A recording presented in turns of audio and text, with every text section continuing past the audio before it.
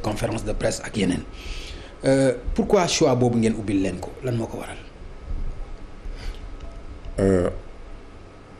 ñun boo jëlee suñuy statut dafa wax ne képp kuy membre FRAPP obligation la nga nekk ci wetu askanu Sénégal buy xeex nga nekk ci wetu askanu Sénégal bu ñuy noot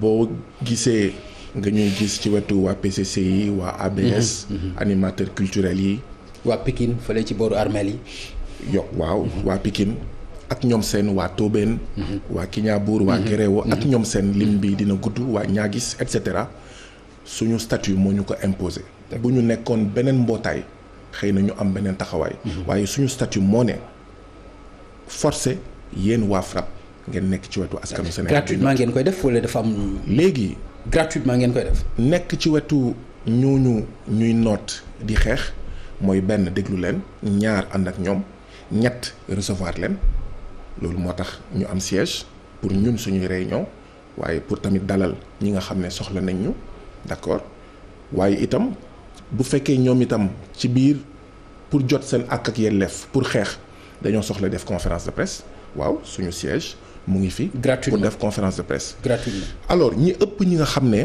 ñooy def conférence de presse suñu siège duñu fay au niveau du FRAPP benn suñu siège dañ koy fay dañuy fay luwaas fay courant fay ndox fay ki nga xam ne moom moo koy nettoyer boo nekkee membre FRAPP obligatoire nga joxe cotisation minimum 1000 francs am na ñuy cotiser 1000 francs am na ñuy cotiser 2000 am na ñuy cotiser lu ko ëpp alors xam nga ne pour organisation boo xam ne nee na du jël xaalisu ONG du jël xaalisu Macky Sall nga yore rek sa cotisation nga am loo xam ne bëgg nga ko def dina métti donc ñun lu ñu def mooy benn wax membre yi na ngeen cotiser ñaar ñi nga xam ne dañuy ñëw def conférence de presse ñu ne leen bu ngeen mënee contribuer leen d'accord ndaxte bu ngeen ñu jàppalewul dinañ ñàkk suñu siège te bu ñu ñàkkee suñu siège dinañ ko ñàkk pour ñun dinañ ko ñàkk itam pour yéen ak kon ñi def conférence de presse dañuy fay non du ñoom ñëpp li ci ëpp fayuñu li ci ëpp joxewuñu mais am na ñoo xam ne dañuy joxe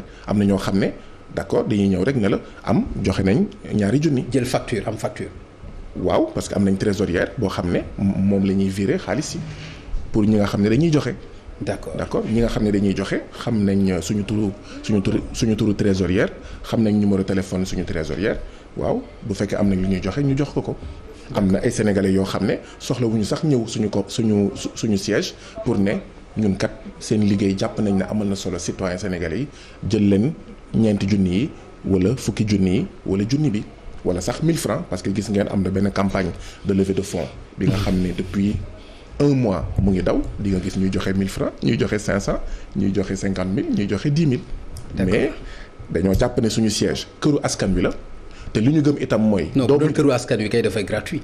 waaw mais non bu doon këru askan wi. waaw non kon du ngeen ci laaj 1 franc. Papa Laye xool ma naan Papa Laye maa lay jaawat lekk Papa Laye xam nga benn ñun waa FRAPP dañoo toog lu ëpp fukki weer ak ñaar di ut siège fu ñu dem pour joxe suñu xaalis gars yi ne yéen nu ngeen tudd ñu ne leen FRAPP France Dégage gars yi ne non merci bi ma nekkee kaso mois de février génnaguma ci laa yëg ne am nañ siège fekk ne lu ëpp weer ñu ngi wut kon déjà am siège yombul benn ñaareel bi boo bëggee def conférence de presse fii ci biir Dakar lu mu gën a néew di nga fay ay fukki junni wala 60 000 mais dafa am solo organisation bu mel ni ñun buy liggéey ak ay population yoo xam ne dañuy yittewoo def conférence de presse te mënuñu fay ay 200 000 wala 100 000 ñu am siège léegi nag ñun nag amuñu fond politique ñun nag tàllaluñu loxo ay Osiwa wala ay Soros ak ñoom seen fu ñuy jëlee suñu xaalis mooy ñun suñu cotisation man par exemple damay cotiser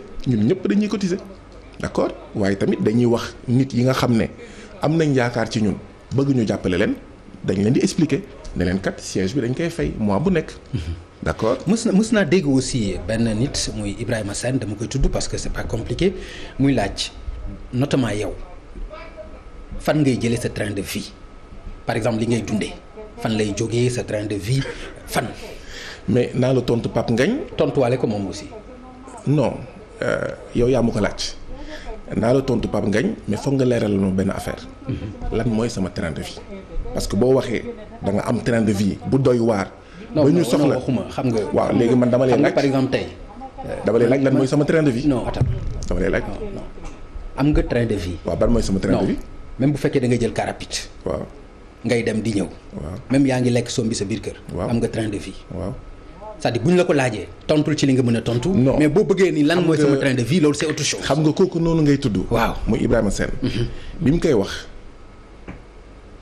ba mu koy wax parce que y a la lettre et l'esprit lim si jublu woon mooy xool leen Guy Marius Sagna ni muy doxalee nii dundinam bii du xaalis bu ndaw moom mooy tax mu mun dundee nii moo tax yow ma lay renvoyer question bi lan mooy sama dundin ba tax ñu war a am xel bu ñaaw war a questionner d'accord sama train de vie est-ce que man aw ma woon oto léegi dama am oto est-ce que man dafa amoon fi ma dëkkoon dëkkatuma foofu Pape Ngagne est-ce que xam nga ne juste avant may dugg camp pénal man dama amoon ay arriérés de loyer ñu utal ma sax huissier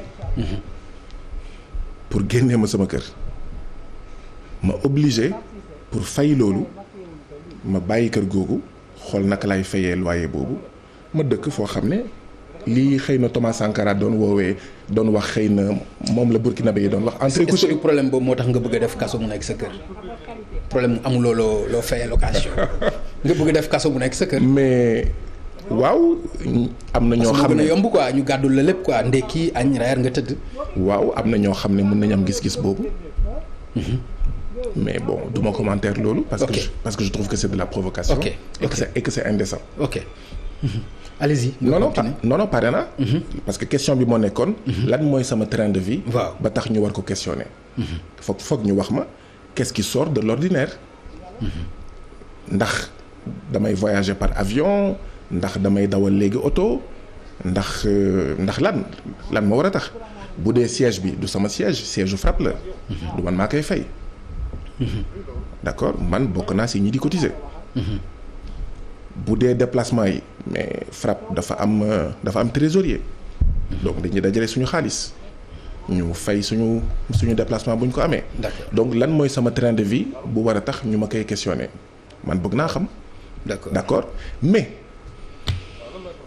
pour être Ibrahima Sène boobu nga doon tudd pour man na commencer d'abord par xool benn ci ñaar fukki réew ak ñett yi gën a ndóol ci àddina bi naka la ñu mënee nangu président de la république am 8 milliards yoo xam ne du ci rendre compte kenn lu mu ciy def mooy yéen militant APR bu Matam am leen passe 30 millions militant APR bu Thiès am passe 10 millions pour man c'est ça la question le débat mooy naka la ñu mënee am réew moo xam ne dañoo am ay inondations ba pare ñuy permettre SNHLM DG bi di am oto buy coûter 50 millions PCA bi chaque 5 ans mu mun jënd oto buy jar 45 millions et c'est comme ça ci direction yëpp wala ci agence yëpp.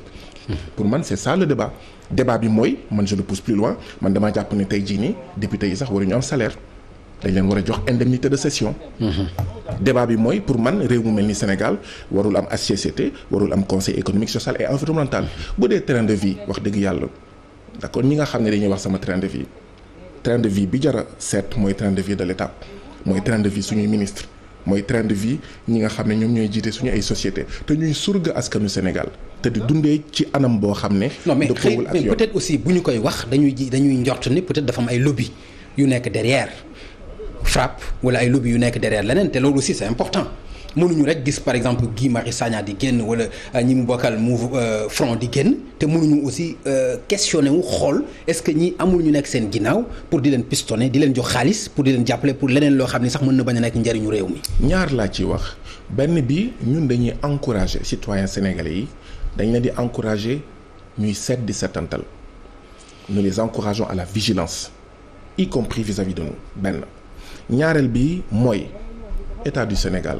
ak moyens yi mu am yëpp. mais parce que wax nga léegi ne parfois nit mën na yëkkati benn 20 000 ni maa ko participer. waaw noonu nit mën na yëkkatee 20 000 noonu la mën a yëkkatee 10 millions aussi noonu la nit mën a yëkkatee leneen. moo tax ma ne. te xam nga loolu bu fekkente ni mi ngi jógee ci ay yenn yoo xam ni peut-être leerul mais loolu dafay nekk leneen aussi. ñaar laa ciy wax benn bi mooy que état du Sénégal ak son système de renseignement qui est un des plus performants en Afrique pour ne pas dire ci àddina bi wax dëgg yàlla ñun bu fekkee dañuy laal xaalis bu lewul wala bu jógee ci fu lëndëm je crois que état du Sénégal am na suffisamment de moyens pour xam ko yow nag boo bokkee ci majorité présidentielle nga bëgg a yàq deru waa FRAPP pour man loolu yëfu ñàkk fayda la parce que yow yaa moom police yow yaa la police yow yaa ko yore gendarmerie yaa ko yore les renseignements généraux yow yaa ko yore donc c'est facile de prouver que Guy Marius Sagna wala les autres membres du FRAPP wala tout le FRAPP ñu ngi ci ay activités occultes illicites ak ñoom seen ñaareel bi ma yokkaat ci li ma doon wax sànq wax dëgg yàlla. mais aussi même bu fekkoon c'est mais aussi ay critiques la yoo xam ni war ngeen ko mën a jël objectivement ni ngeen di critiquer ñeneen noonu lañ leen war a mën critiquer aussi. ñun c'est-à-dire ku mel ni Ibrahima Sène am na droit aussi wax ni train de vie Guy Marius Sagna war nañ ko xool wala mu wax train de vie wu keneen mais loolu bu ko waxee yéen aussi da ngeen am devoir wax ko lii mooy suñu point de suñu train de vie mais du nekk loo xam da ngeen koy jàppe benn critique wala benn xas wala benn saaga wala comme ni nga ko waxee c'est indécent man je pense que loolu du tontu bi. xam nga li ma ciy tontu moo di ne. parce que yow aussi mënuloo xëy longueur de journée sa xalaat yëpp da nga koy wax ci état bi nga xam ni moom personnellement daanaka allié la ci mais moom aussi am na sañ-sañu aussi am xalaat ak gis-gis ci sa comportement ak sa doxalin. man bu ma nekkoon ci état du ma ne war nañ lijjanti train de vie Pape Ngagne damay wax service yi nga xam ne ñun ñoo ko contrôler dama leen di actionner ñu def enquête loolu mooy fulla loolu mooy fayda. xam nga koo xam ne nekkul ci état kooku mën na wax mën na njort mën na xalaat mën na def ay réflexion waaye yow boo nekkee ci état. mooy li mu def. non moom mu ngi ci majorité présidentielle bu fekkee affaire boobu ñor na ko waru ko woon sax génnee xam nga lan moo ko waral dem gis Aly Ngouille Ndiaye mi nga xam ne ñoom ñaar ñoo bokk coalition Benno Bokk Yaakaar ne ko Aly Ngouille Ndiaye wala mu dem OFNAC. voilà wala mu dem OFNAC. comme yéen ni ngeen ko defee. mais ak Mansour Faye. nu mu tudd Pape Ngagne yaa ngi confirmer li ma wax. ok dama ne. moom ak keneen. non d'accord naa ci li nga wax kay moo tax ma wax loolu wala mu dem OFNAC. c'est tout c'est-à-dire muy moom muy beneen nit bu nekk. am na sañ-sañu am lu ko jaaxal ci Massamba wala ma Demba. mu dem OFNAC. absolument c'est-à-dire bind plainte am daal ni Guy Marius Sagna ak FRAPP bëgg naa xam seen alal fan lañ koy jëlee. mais ñu convoqué la. mais loolu ça ne nous choque pas. ok li may choqué mooy. yow nga am possibilité yooyu yëpp. parce que yow yaa nekk ak état ngay toog di wax waroo wax da nga war a jëf. da nga war a actionner les leviers yi dem defi seen enquête jox la ay résultats. bu ñu la waxee non ni ko état mën a defee noonu la ko citoyen bi mën a defee parce que OFNAC aussi ubbi nañ ko pour ñëpp parce que yéen def ngeen ko.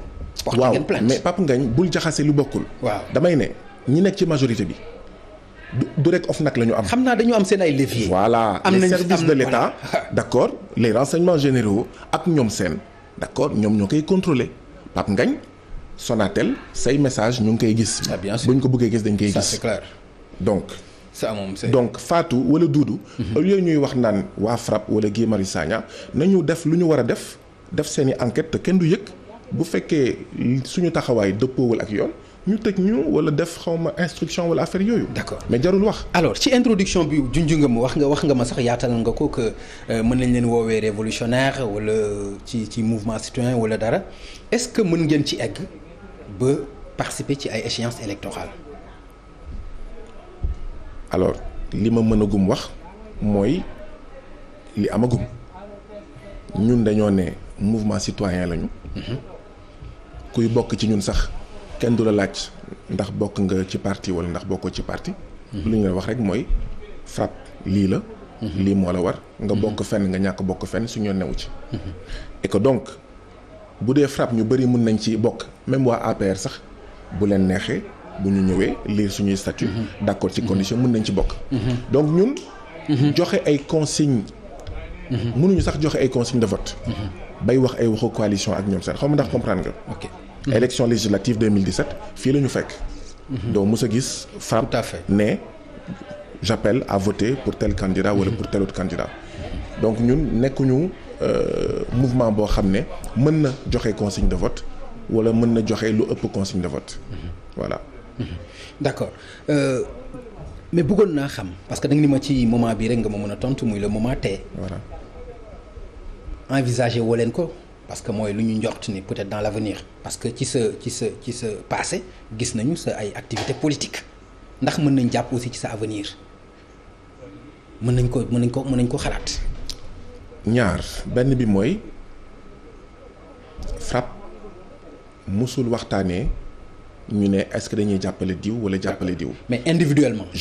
maa ngi ñëw je crois même que am fitu ñëw réunion FRAPP di naan ndax waruñoo jàppale diw wala jàppale diw fooguma ne am na ay membres FRAPP yu am fit boobu ndaxte statut yi dafa leer nañ. d'accord léegi nag mais ci biir FRAPP am na ñu bokk parti Malick Gakou. am na ñu bokk parti diw wala diw. am na ñu bokk parti Mamadou Lamine Diallo loolu yoonu FRAPP newu ci. d'accord FRAPP lañ rek li ci wax mooy booy ñëw réunion FRAPP booy dugg siège FRAPP. d'accord sa mbubbu parti politique wala sa mbubbu xawma lan na nga ko bàyyi. ci buntu bi léegi Guy Marius Sagna ci parti kan la bokk. maa ngi bokk yoonu askan wi loolu wax naa ko ay yoon ki yoon wax naa ko ci sa plateau. ay nit wax nañ ko. maa ngi nekk biir kaso si reportage rek si portrait yi nit yi ñu ngi koy wax. man waxal naa ko sa mbopp. ñaareel bi journaliste yi nga xam ne ñu ngi gas ak yooyu voilà. xam nañ ko. dama nekk biir kaso di seetaan télé di déglu rajo mais dégg yéen ñi nga ni wax ne voilà fii laa nekk. mais confirmé nga ko.